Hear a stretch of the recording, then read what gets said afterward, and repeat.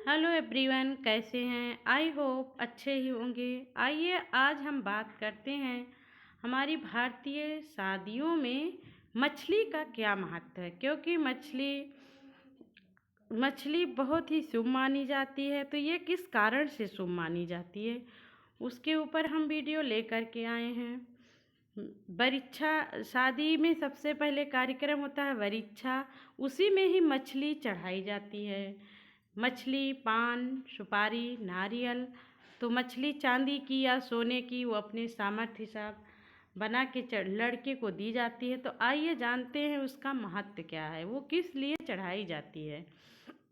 तो भारतीय संस्कृत विविध परंपराओं और मान्यताओं से भरपूर है। इनमें से एक खास मान्यता ये भी है कि मछली को शुभ और समृद्धि का प्रतीक माना जाता है।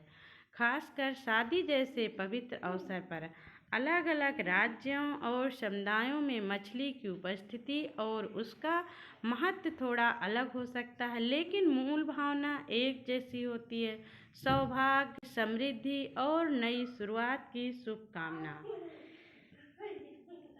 मछली को विशेष रूप से बंगाल, असम, उड़ीसा और पूर्वोत्तर भारत के अन्य हिस्सों में अत्यधिक शुभ माना जाता है। बंगाली संस्कृति में तो यह परंपरा का एक महत्वपूर्ण हिस्सा है। बंगाली शादियों में वर या वधू को मछली भेंट करना एक रिवाज होता है, जो ये दर्शाता है कि दंपत्ति का जीवन समृद्ध और खुशहाल हो। मछली को जल का जीव माना जाता है और जल को जीवन का आधार कहा गया है। इस वजह से मछली भी जीवन, प्रजनन और उर्वरता का प्रतीक बन गई है। हिंदू धर्म में मछली का एक और गहरा धार्मिक महत्व है। विष्णु के 10 अवतारों में पहला अवतार मत्स्य अवतार था, जिसमें भगवान विष्णु ने पृथ्वी को प्रलय से बचाने के लिए मछली का रूप लिया था। यह अवतार सृष्टि की पुनर्रचना और जीवन की नई शुरुआत का प्रतीक है। शादी, जो एक नया जीवन शुरू करने की प्रक्रिया है, उसमें मछली की उपस्थिति इसी नई शुरुआत के प्रतीक रूप में देखी जाती है। इसके अलावा मछली को आँखों से देख सकने वाले सबसे जागरूक जीवों में से माना जाता है, जो लक्ष्य पर केंद्रित रहती है। महाभारत में भी मछली की आँख में बाण मारना एक चुनौती थी, जो अर्जुन ने पूरी की थी। इस प्रतीकात्मकता को भी शादी से जोड़ा जाता है, यानी जीवन साथी के साथ निष्ठा और लक्ष्य की स्पष्टता। पूर्वोत्तर और पूर्वी भारत के अलावा महाराष्ट्र और गुजरात जैसे राज्यों में भी शादी से जुड़े अनुष्ठानों में मछली को सांकेतिक या वास्तविक रूप में प्रयोग किया जाता है। कहीं ये सजावटी होती है तो कहीं इसे उपहार के रूप में दिया जाता है।